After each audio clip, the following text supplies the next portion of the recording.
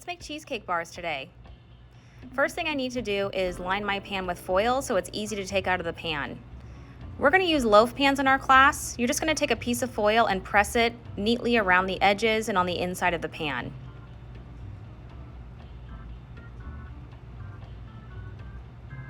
You're also going to need to spray it. Today I'm using different styles of pans, so I'm going to give these a spray. Set those aside. Now to make the crust. We're going to crush up some graham crackers using our meat mallets. Use the side that's flat so you don't accidentally poke a hole in the bag. You want to crush these up until they turn into a fine powder or fine crumbs. They should look like this. Once they're crushed, you can add them to the bowl. If you make this at home, you can use other crunchy cookies as well for the crust. Add some sugar and cinnamon and mix that up. Then add some melted butter. You're going to coat the graham cracker crumbs in the melted butter. Transfer your crumbs to your pan. Today I'm using a double batch. Now you're going to press the crumbs firmly into the bottom of the pan. This will form the foundation of our cheesecake bars.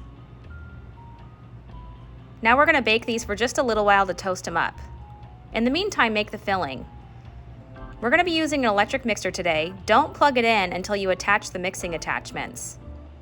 You want to line up the attachments and then you're going to feel them click into place when they've actually been attached to the mixer. You're going to break the cream cheese up a little bit and then add all of your flavorings. That's going to include some vanilla. We're also going to add sugar to this. You might also be adding some orange zest, lemon zest, even pumpkin or other spices. It depends on the flavor you're doing. I'm going to whip this up until it's fluffy.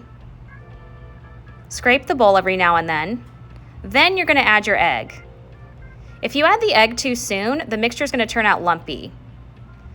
Once you incorporate the egg nicely, it's going to be a smooth mixture.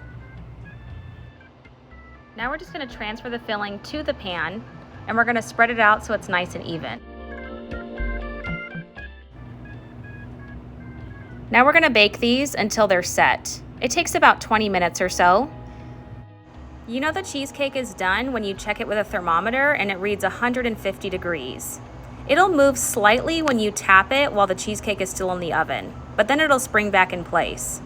You need to cool the cheesecake all the way in the fridge before you try to unmold it. And when you do, you're just going to peel the tin foil off of the cheesecake bars. Then you can cut them using a chef's knife. Today I'm going to be cutting these into triangles. You can do that by cutting them into squares and then cutting them in half diagonally. We're probably going to be plating these cheesecakes, so you're going to have a variety of toppings, garnishes, and sauces to use. But today I just used a fresh strawberry and some whipped cream. And there you have it. There's our cheesecake bars.